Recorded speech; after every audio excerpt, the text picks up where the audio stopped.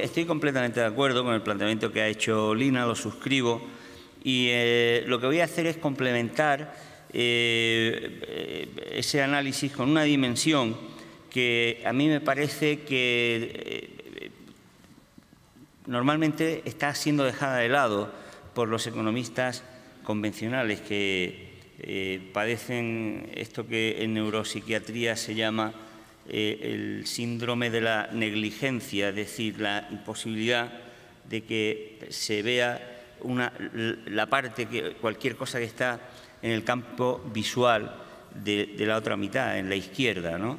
Y eso le pasa a la economía, que simplemente ve las cosas que están en uno de los lados, en el lado de lo monetario, en el lado de lo material. Y creo que no tener en cuenta estas cosas que la economía no contempla, como voy a tratar de demostrar muy rápidamente, impide que se pueda avanzar en salidas de bienestar y de cambio social.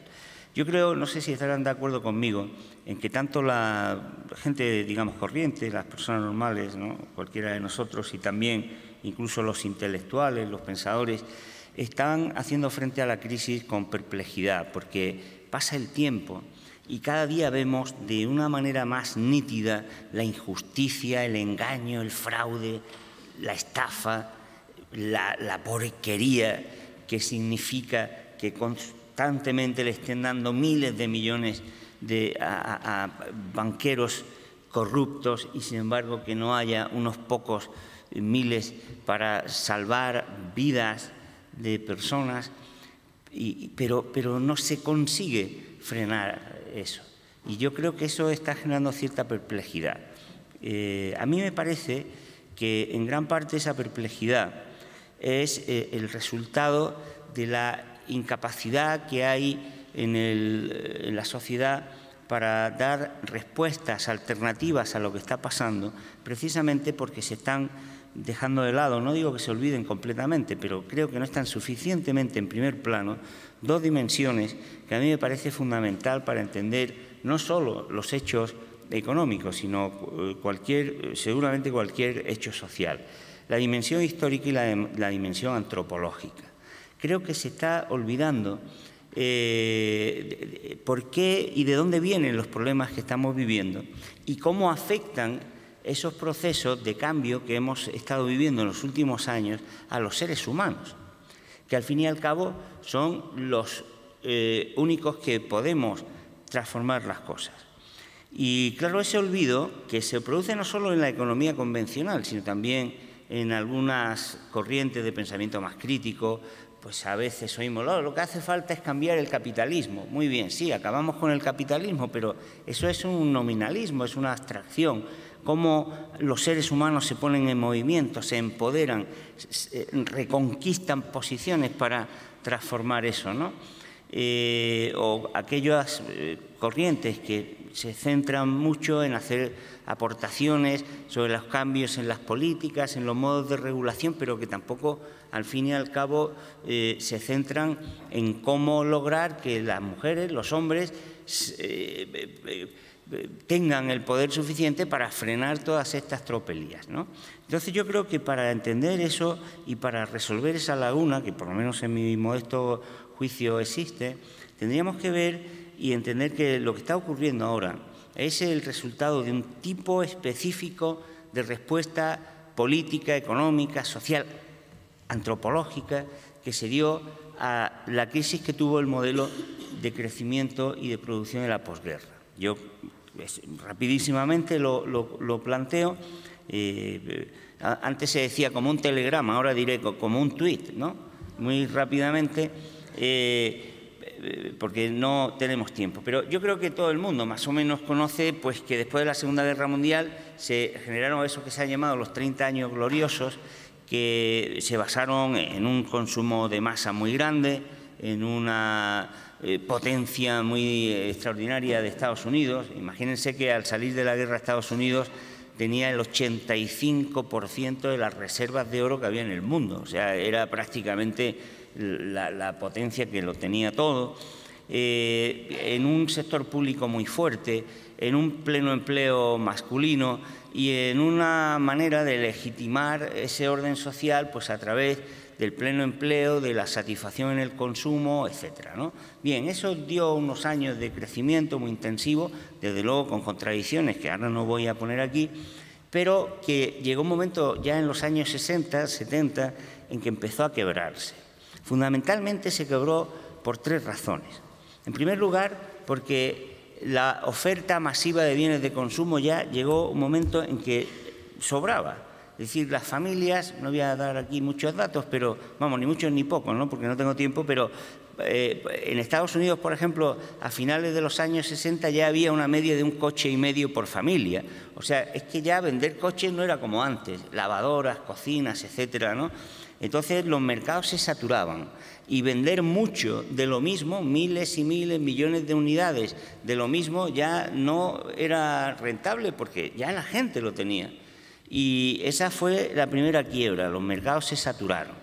En segundo lugar, Estados Unidos, que había empezado después de la guerra teniendo un gran poder, pues resultó que poco a poco su moneda iba perdiendo valor y además resultaba que los salarios, a pesar de que eran altos porque había pleno empleo, pues no eran suficientes para responder a esa cadena de consumismo, con lo cual el endeudamiento se multiplicó. Pero además también los bancos multiplicaban el endeudamiento porque siempre lo hacen, porque la deuda, el endeudamiento es su negocio.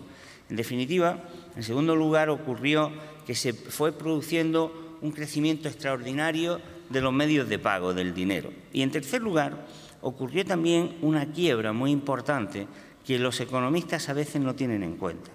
El pleno empleo, cuando yo le pregunto a mis alumnos en clase, digo, ¿el pleno empleo es bueno o es malo? Todos me dicen el primer día, pues es bueno. Y sin embargo le digo, bueno, es bueno según, como todo en economía, según cómo se contemple. Para los trabajadores, para las trabajadoras, el pleno empleo es bueno porque no solo les garantiza el empleo, sino que los envalentona, les da un poder enorme. Si hoy por reivindicar en esta fábrica, en esta empresa, me echan, es que mañana tengo empleo en otro sitio. Entonces, gracias a eso, las reivindicaciones obreras en los años del crecimiento vertiginoso fueron grandísimas y fueron los que no solo aumentaban el salario constantemente, sino también reivindicaciones que iban poniendo poco a poco en cuestión la jerarquía en el seno de la fábrica. Y eso llevó consigo pues una tercera quiebra, porque la legitimación que tenía el sistema por el pleno empleo se convirtió en una avanzadilla contra el propio sistema que se ponía en cuestión.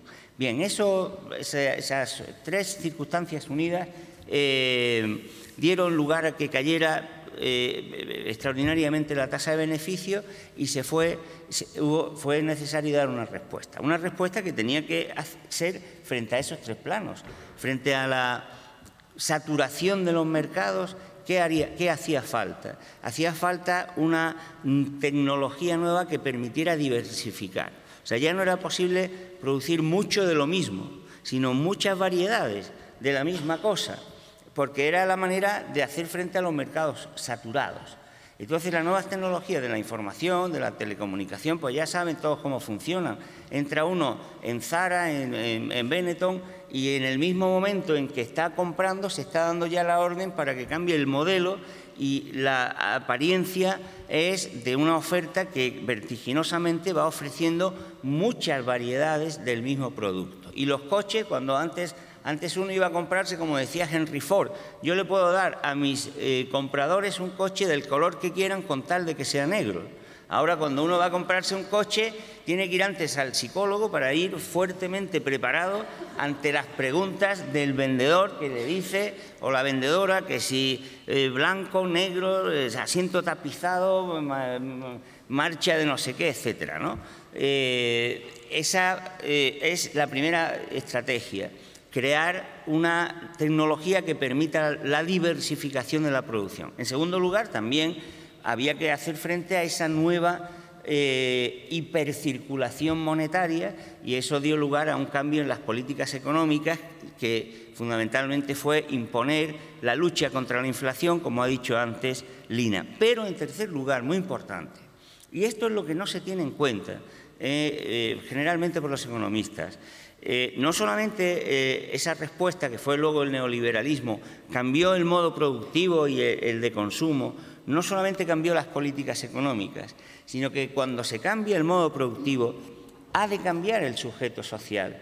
Eso lo decía un viejo economista muy mal visto y que yo pido disculpas modestamente por citarlo, que se llamaba Carlos Marx, que decía que la producción no solo crea un objeto, parece un juego de palabras, pero no lo es, no solo crea un objeto para el sujeto, sino un sujeto para el objeto.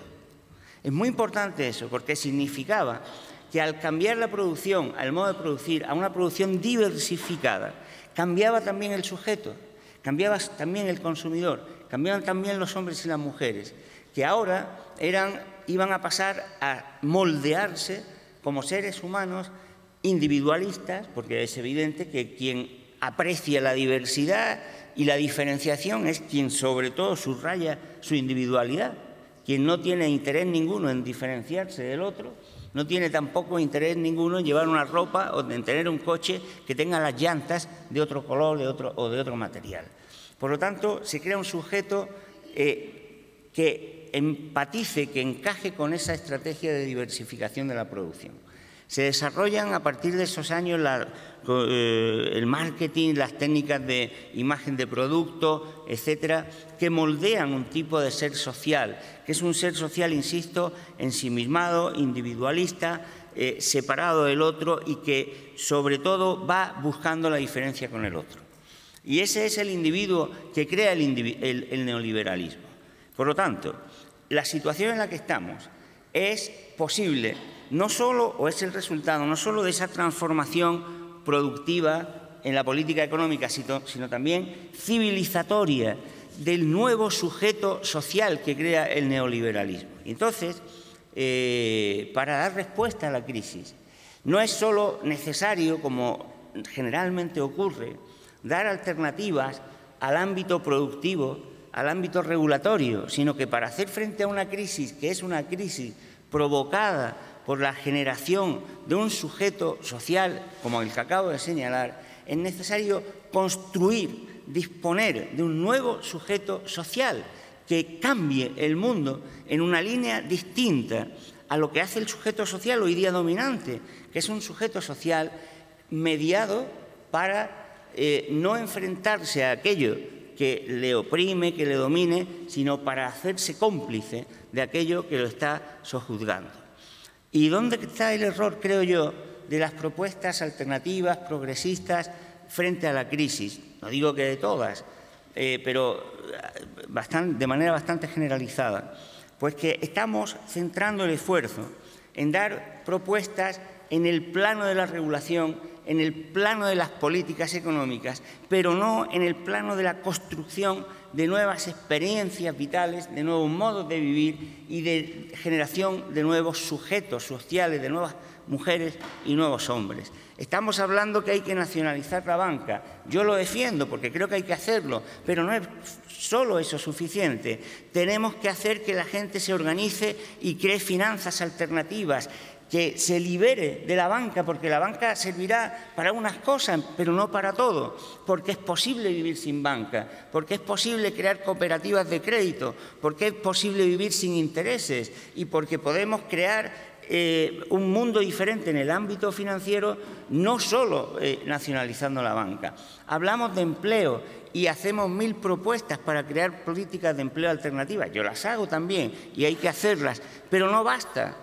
Porque hay que aprender y enseñar y aprender, insisto, con la gente a crear nuevos tipos de empresas, nuevas maneras de producir, nuevas formas de llevarle a la gente los bienes y servicios y también de consumir los bienes y servicios que la gente lo hace de otro modo, con privilegio de la proximidad, del contacto humano, del respeto a la naturaleza, empresas en donde la jerarquía no sea lo que predomina, sino que son cooperativas, formas de trabajo comanditario, etcétera.